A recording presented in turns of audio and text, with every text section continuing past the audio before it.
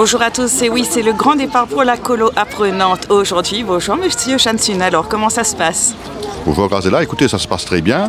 Donc cette colo apprenante aura lieu d'aujourd'hui, le 8 mai jusqu'au 16 mai, en direction de 32 enfants. Alors il faut savoir qu'aujourd'hui, on a exactement une parité parfaite, c'est-à-dire qu'on a 16 garçons et 16 filles qui vont prendre part à ce voyage.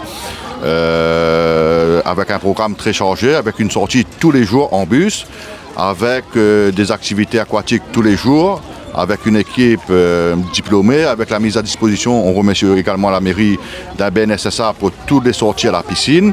On mobilisera la piscine de Saint-Pierre et de l'Étang-Salé, en plus des activités sur la plage. Il y aura des activités toujours sur des thématiques différentes, mais ayant pour but, pour centralité l'eau.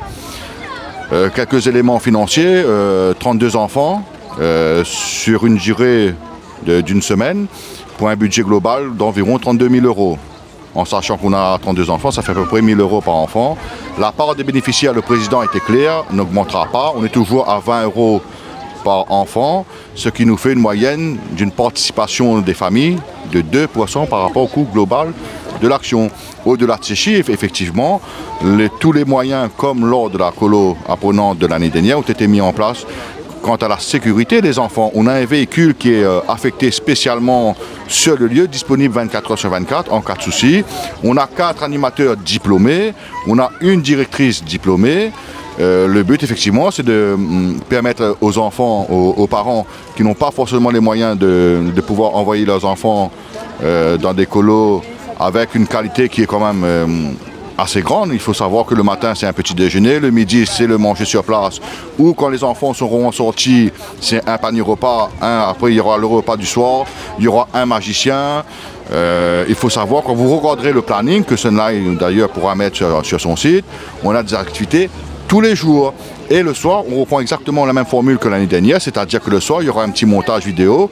On essaiera de le faire avec les enfants cette fois-ci, pour que les parents aussi puissent échanger, voir ce que les enfants ont fait de la journée, mais avec toujours des thèmes qui est cher au président, c'est-à-dire les violences, sensibiliser les enfants sur les violences à l'école, etc. On peut faire en sorte que les enfants s'amusent, mais aussi que les enfants apprennent. C'est pour ça qu'il y a toujours deux volets dans ce genre d'action, un volet pédagogique et un volet vraiment sensibilisation, amusement. Et à l'heure d'aujourd'hui, à l'heure où je vous parle, je ne suis en aucunement inquiet parce qu'on a une équipe qui est rodée, une équipe qui a déjà fait ses preuves. Et les parents, à l'heure d'aujourd'hui, quand vous pouvez regarder autour de vous, les parents ne sont pas inquiets parce qu'on est habitué, on est rodé.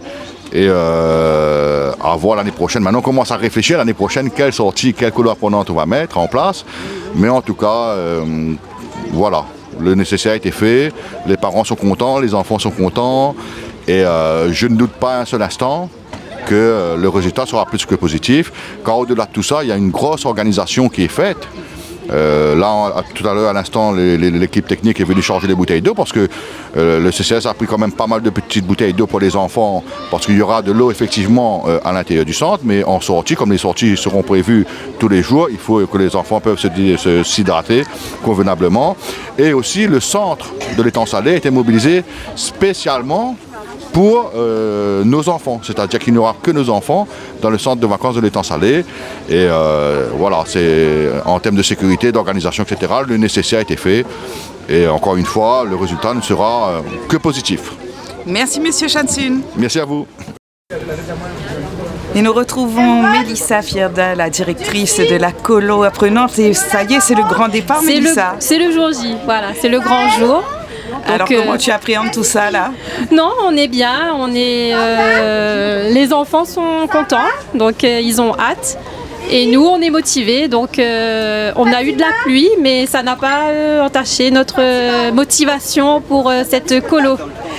J'ai vu que les enfants, ils sont dynamiques, ils sont pressés d'y aller. C'est les parents. C'est toujours comme ça. Le plus souvent, ce sont les parents qui ont le plus de mal avec le départ des enfants. Parce que les enfants, du coup, c'est la découverte, c'est une expérience. Ils sont pressés, motivés, excités. Et les parents qui restent, ils ont plus d'appréhension. Alors, départ aujourd'hui, jeudi 8 mai, le retour? Retour le vendredi 16. Donc on viendra certainement vous voir sur place. Avec grand plaisir. Et ben on se retrouve vendredi. Bonnes vacances. Retrouve vendredi, merci. Allez les enfants, vous êtes contents? Oui. Vous êtes pressés? Oui. Motivés? Oui. On va s'amuser? Oui. Allez à 3. 1, 2, 3. Ouais. Abonnez-vous sur notre page Facebook Assauson Saint-Philippe. 95.5 à Saint-Philippe, Sunlight FM, la radio du Sud. Sunlight FM. Toujours connecté 92.3. Saint-Joseph, Petite-Île, Grand-Bois. Sunlight FM.